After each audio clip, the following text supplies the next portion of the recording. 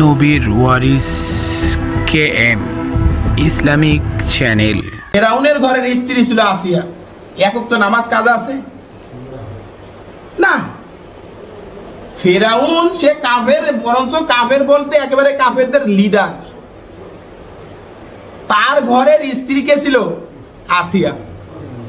তার জীবনী পড়ে দেখেন, তার জীবনে একক তো নামাজও কাজা নেই, কিভাবে পড়তো? আর আপনার আমার ঘরের স্ত্রী কয়েকটা নামাজ পড়ে, এটা আপনাকে আমাকে দেখতে হবে, এর জবাবদিহিতা আপনাকে আমাকে করতে হবে। এই জন্য বলে দিবেন আপনি, কাজ আমার হাজার থাক, নামাজের টাইম হবে কাজ বাদ, কাজ ডেড ফরম্যাট। তুমি এখন নামাজ পড়ে নাও, তারপরে কাজ। আগে নামাজ পরে কাজ। নামাজ পড়তে তো আর 50 ঘন্টা লাগে না, সর্বোচ্চ 5 ওয়াক্ত নামাজে 5 5 25 মিনিট, 30 মিনিটই ধরেন। 30 মিনিট টাইম লাগে, তুমি 30 মিনিট টাইম নামাজ পড়ে তারপরে যদি টাইম থাকে কাজ করবা। আগে নামাজ পরে কাজ। আগে কি ভাই? নামাজ পরে কাজ। নামাজকে বলো না কাজ আছে, কাজকে নামাজকে বলো আমার কি আছে, কাজকে বলো আমার নামাজ আছে। নামাজকে বলো না কাজ আছে। নামাজকে কি বল, কাজকে কি বলতে হবে? যেই কাজ তুই পড়ে, আগে আমার আল্লাহর হুকুম। আল্লাহ তাআলা আমাদের সবাইকে রমজানুল মুবারকের পরিপূর্ণ বরকত হাসিল করে, আল্লাহ তাআলাকে খুশি করে জান্নাতুল ফেরদাউস অর্জন করার তৌফিক দান করে, সকলে বলে আমিন। আর আমাদের যারা মুরব্বিয়ে একরামরা যারা আমাদের থেকে চির বিদায় নিয়ে চলে গেছেন, তাদেরকে যেন আল্লাহ তাআলা জান্নাতুল ফেরদাউস দান করে, সকলে বলে আমিন। আসসালামু আলাইকুম ওয়া রাহমাতুল্লাহি ওয়া বারাকাতুহু। أعوذ بالله من الشيطان الرجيم. بسم الله الرحمن الرحيم. قد أفلح من زكاها وقال رسول الله صلى الله عليه وسلم أخلص دينك يكفك العمل القليل. وقال عليه الصلاة والسلام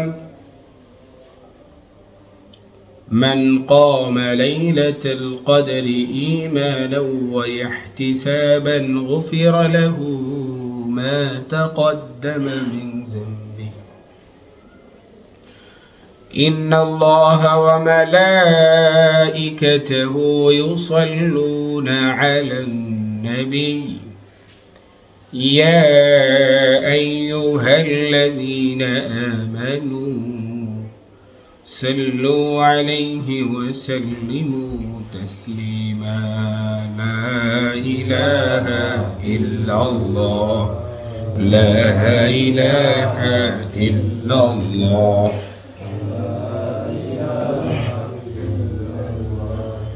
لا إله إلا الله، لا إله إلا الله، لا إله إلا الله، لا إله إلا الله، لا إله إلا الله، لا إله إلا الله، لا إله إلا الله محمد رسول الله صلى الله عليه وسلم. سبحانك لا علم لنا إلا ما علمتنا إنك أنت العليم الحكيم. رب زدني علما، رب زدني علما، رب زدني علما. মুআজ্জাজ মুহতারাম সম্মানিত মুসল্লিন আযম, দরবয়সী বাবাজিরা, সমবয়সী যুবক বন্ধুগণ, শুরুতে সেই রব্বুল আলামিনের দরবারে শুকরিয়া আদায় করছি যে আল্লাহ তাআলা আমাদেরকে রমজানুল মুবারকের বরকতপূর্ণ মাস আমাদেরকে দান করলেন। এই জন্য সেই রব্বুল আলামিনের দরবারে আমাদের অন্তর থেকে বলি আলহামদুলিল্লাহ।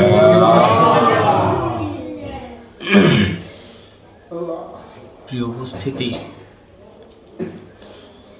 আমরা আল্লাহ তাআলার ঘরে এসেছি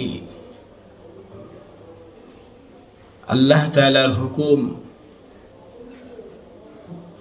আদায় করার জন্য,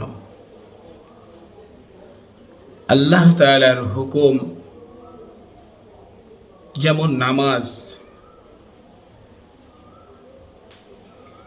আদায় করার আগে আমরা কি করি? তহারত, পবিত্রতা অর্জন করি। কি করি? পবিত্রতা অর্জন করি। কিভাবে? ওযুর মাধ্যমে। আমরা যারা এখানে মসজিদে এসেছি সবাই ওযু করে মসজিদে এসেছি, অর্থাৎ পবিত্রতা অর্জন করে মসজিদে এসেছি। ঠিক আল্লাহ পাক রব্বুল আলামিনও আমাদেরকে পবিত্রতায় হাসিল করতে বলতেছেন যে বান্দা, আমি তোমাদের জন্য জান্নাতের প্রত্যেকটা দরজা খুলে দিয়েছি, তুমি আমার বান্দা, তুমি আমার গোলাম, তুমি চাইলে জান্নাতে প্রবেশ করতে পারো।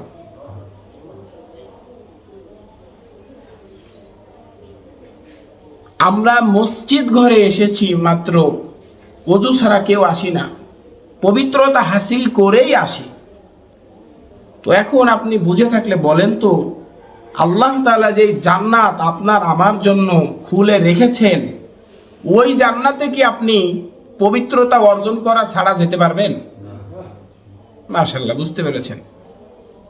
প্রিয় উপস্থিতি, ঠিক আল্লাহ তাআলা যে নিয়ামত জান্নাত, জান্নাতুল ফেরদাউস, সর্বশ্রেষ্ঠ জান্নাত আপনার জন্য আমার জন্য, প্রত্যেকটা আল্লাহর প্রিয় বান্দার জন্য খুলে রেখেছেন, ওই জান্নাত খানাও আপনি আমি অপবিত্র অবস্থায় যেতে পারবো না।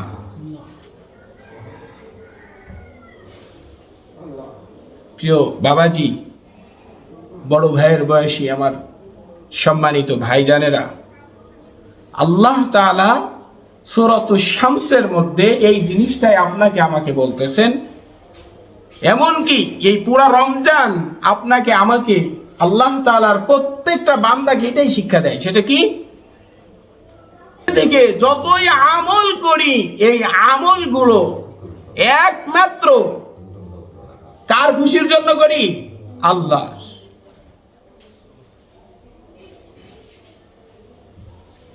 প্রিয় উপস্থিতি, আল্লাহ তাআলা আপনাকে আমাকে, পৃথিবীর প্রত্যেকটা মুসলমানকে এটাই বলতেছে, বান্দা কদ আফলাহা মান তাযাক্কা, তুমি টাকার মালিক হয়েছো, ধনী হয়েছো, ধনাঢ্য ব্যক্তি হয়েছো, তোমার আশেপাশের মানুষদেরকে তুমি দান সদকা করো, আলহামদুলিল্লাহ, ভালো। কিন্তু কথায় কথায় দেখা গেল একটু খুঁটাই দিয়ে বসলে, বা এমন কোন ভাব ভিতরে আনলা, আমি তো দাতা, আমি তো টাকাওয়ালা, আমি আমার বাড়ির আশেপাশে যত এতিম গরিব মিসকিন আছে সবারই রোজার মাসে মার্কেট করার জন্য 5,000 10,000 করে টাকা দিছি, আমি তো ধনী ব্যক্তি। নো, এটা মনে করা যাবে না। ওই যে টাকা পয়সা ধন দৌলত আমি এতিম মিসকিনকে দিয়েছি, ওটার মালিক কি আমি না আল্লাহ? বলেন তো কে? আল্লাহ। আমার হাতের দ্বারা আমি যে এতিম মিসকিন গরিবদেরকে, অসহায়দেরকে দিয়েছি, মসজিদ মাদ্রাসা বানিয়েছি, এটা আমার কোনো কর্তৃত্ব না, এটা আমার আল্লাহ দিয়েছে, আমি আল্লাহর বান্দাদেরকে দিয়েছি। আমি দান সদকা করতে পেরেছি, আমাকে শুকরিয়া আদায় করতে হবে। কি বলতে হবে? আলহামদুলিল্লাহ। শুকরিয়ার 2 রাকাত নামাজ আপনি পড়তে পারেন, কোনো সময় আপনার ভিতরে এটা আনবেন না, আনা যাবে না যে আমি অনেক টাকা পয়সা দান করে দিয়েছি, আমি দাতা হয়ে গেছি। নো, নেভার, এটা মনে করা যাবে না। যদি মনে করেন তাহলে ওই দাতাই পাইছেন, আর নেক আপনি কিছুই পাবেন না। আল্লাহ তাআলা এটাই বলতেছে, 1 থেকে 8 নম্বর পর্যন্ত কসম খেয়ে, 8 বার কসম খেয়ে 9 নম্বর আয়াতে এটাই বলতেছেন, কদ আফলাহা মান যাক্কাহা, বান্দা তুমি নিজে পবিত্র হও। আমরা তো ওযু করেই তো মসজিদে আসছি, পবিত্র তো হয়ে গেছি। না, এই পবিত্রই না, এটা তো পবিত্র তো আছেই, অবশ্যই এটা করব, কিন্তু আমার ভিতরগত দিক পবিত্র না অপবিত্র এটা আপনারটা আপনি জানেন, আমারটা আমি জানি। দোকানে বসে দেখা গেল বললাম এই খতম তারাই করতেছি, ও বাবা হয়ে গেছে একেবারে। নো, আপনি যতই আমল করেন, রাত ভরে তাহাজ্জুদ পড়লেন, দোকানে বসে শুরু করে দিলেন আমি রাত ভরে তাহাজ্জুদ পড়ি, ইশরাক পড়ি, আওয়াবিল পড়ি, না। আপনি যদি বলেন তাহলে ওইটুকুই, ওই যে বাহাই পেয়ে দেবেন, আর কিছু করেন না। প্রিয় উপস্থিতি, প্রিয় বাবাজিরা আমার, আল্লাহ তাআলা আপনাকে আমাকে এটাই বুঝাইতেছেন, বান্দা তুমি যে আমলই করো নিজেকে আরো ছোট মনে করো, নিজেকে আরো ছোট মনে করো, নিজের নফসকে, নিজের ভিতরটাকে পবিত্র করো। আল্লাহ তাআলা এখানে 8 জায়গা কসম খাওয়ার কোনোই দরকার ছিল না। আল্লাহর কথা তো 100% সত্য, তারপরেও আল্লাহ এত কসম কেন খেলেন? আপনাকে আমাকে এই জিনিসটা ভালোভাবে বোঝানোর জন্য।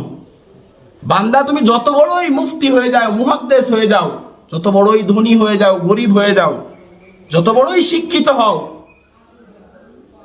আলেম হও, জ্ঞানী হও, হাজী হও, উমরা করো, যাই করো না কেন, তোমাকে কদ আফলাহা মান যাক্কাহা, তোমাকে পবিত্রতা হাসিল করতে হবে, পবিত্রতা অর্জন করতে হবে।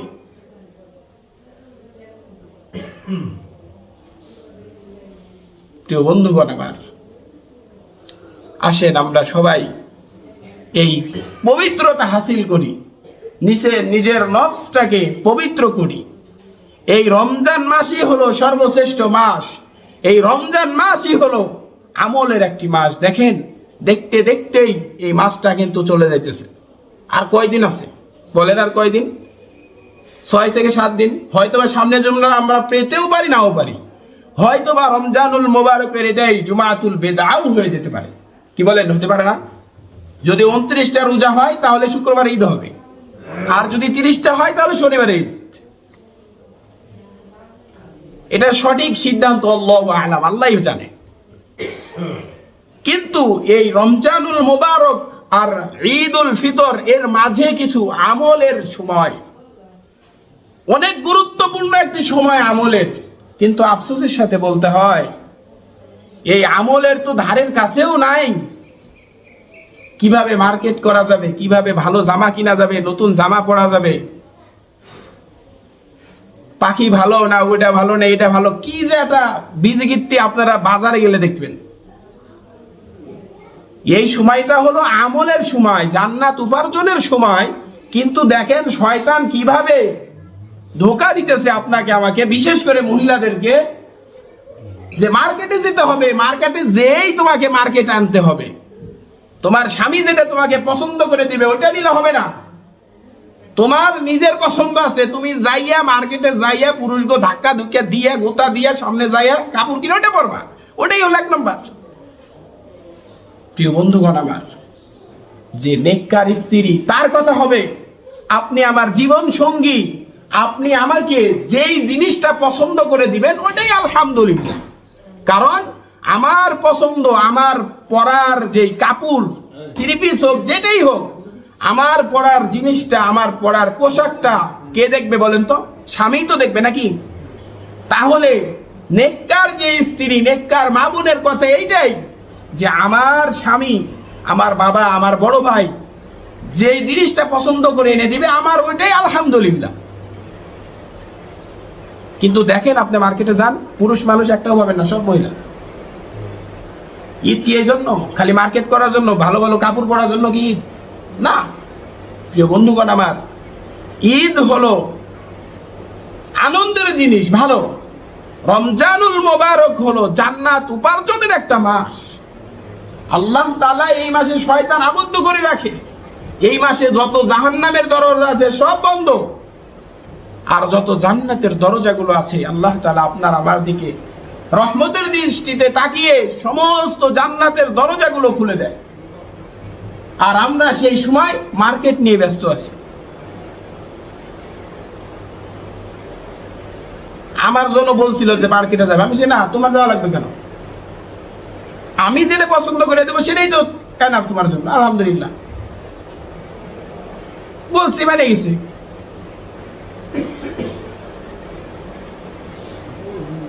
আমাদেরকে এইভাবে গড়ে তুলতে হবে ছোটবেলা থেকেই, প্রাথমিক অবস্থা থেকেই। যে কোনো কাজেই তাকে নিয়ে যাওয়া দরকার নাই বাইরে। মহিলা মানুষ হলো ঘরের সৌন্দর্য, ঘরে থাকবে।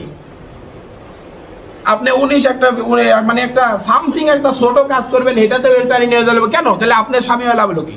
আমি স্বামী হয়ে লাভ হলো কি? সব কাজে যদি আমার মিসেস যদি আগে আগে যায়, তাহলে আমি স্বামী হয়ে লাভ হলো কি? আল্লাহ তো কোরআনে বলছে আমরা হলো তাদের পথ প্রদর্শক। আমি তাকে যেদিকে নিয়ে যাব, স্বামী যেদিকে নিয়ে যাবে, দিক নির্দেশনা দিয়ে স্ত্রী সেদিকেই যাবে। কিন্তু হয়ে গেছে পুরাটাই বিপরীত, একেবারে বিপরীত। কি আল্লাহ বলছে যে তোমার স্বামী তোমার লিডার, তোমার স্বামী তোমার পথ প্রদর্শক, আর সেখানে আমরা বাইরে নিচ্ছি না আমার বউই আমার পথ প্রদর্শক। নেভার, এটা কোরআনের পুরা বিরোধী। হ্যাঁ, আপনার স্ত্রীর পরামর্শ আপনি অবশ্যই রাখবেন, অবশ্যই শুনবেন। তাই বলে এমন না যে আপনাকে দাঁড়ায় প্রস্রাব করতে বলবে দাঁড়ায় করবেন, বসে প্রস্রাব করতে বললে বসে করবেন। নেভার, এটা না। সে আপনার জীবন সঙ্গিনী, তার আপনি প্রত্যেকটা কথাই শুনেন, ঠিক আছে, পরামর্শ করেই সব কাজ করেন। তাই বলে এটা না, তাকে নেতা বানা যাবে না, তাকে পথ প্রদর্শক বানা যাবে না। যদি আপনি তাকে পথ প্রদর্শক হিসেবে মাইনেই নেন, তাহলে কোরআনের পুরা বিরোধী হয়ে যাবে। এটা আপনার অবশ্যই গুনাহগার হবে। একান্ত ইমার্জেন্সি কোনো কাজ যদি হয়, তাহলে ওই অবস্থাতে ইসলাম বলে সে মহিলা বাইরে যেতে পারবে। ইমার্জেন্সি কোনো কাজ ছাড়াই ওই যে নাতির একটা গেঞ্জি কিনবে, এ লয়ে যাও স্ত্রীর সাথে, এটা পেন কিনবে, ও নিয়ে যায়, দরকার আছে। এ জায়গা থেকে কুলার যাওয়া আসা কয় টাকা ভাড়া লাগে, আরো কষ্টের এটা ব্যাপার স্যাপার আছে। আর ইসলামে এটা সমর্থন করে কিনা এটা দেখতে হবে আপনাকে।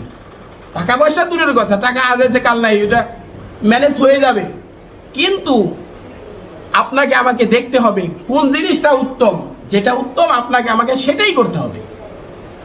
প্রিয় উপস্থিতি, এই রমজানুল মোবারক প্রায় শেষের পথে। এই অবস্থায় আপনাকে আমাকে সবাইকেই আমল করতে হবে, বেশি বেশি দোয়া ইস্তেগফার করতে হবে, দরুদ শরীফ পড়তে হবে, আল্লাহ তাআলার কাছ থেকে নাজাত চেয়ে নিতে হবে। আল্লাহ তাআলার কাছে কি চাবো ভাই? নাজাত। আল্লাহুম্মা বলেন তো সবাই, আল্লাহুম্মা ইন্নাকা আফুউন তুহিব্বুল আফওয়া ফাআফু আন্নি। যারা আরবিতে বলতে পারবেন না, তারা বলবেন যে হে আল্লাহ, আমার মতো গুনাহগার, আমার মতো পাপী, আমার মতো নাখানদার পৃথিবীতে কেউ নাই। তুমি রহমান, তুমি রহিম, তুমি আজিজ, তুমি গফফার। তোমার রহমানুর রহিম নামের বরকতে তুমি মাফ করাকে ভালোবাসো, মাফ করাকে পছন্দ করো। সেই জন্য তুমি আমাকে মাফ করে দাও। আল্লাহ তাআলা যেন আমাদের সবাইকে এই নাজাতের দিনগুলোতে যেন নাজাত করে দেয়, সকলে বলি আমিন। এবং আপনাকে আমাকে জান্নাতুল ফেরদাউস অর্জন করার তৌফিক দান করেন, সকলে বলি আমিন।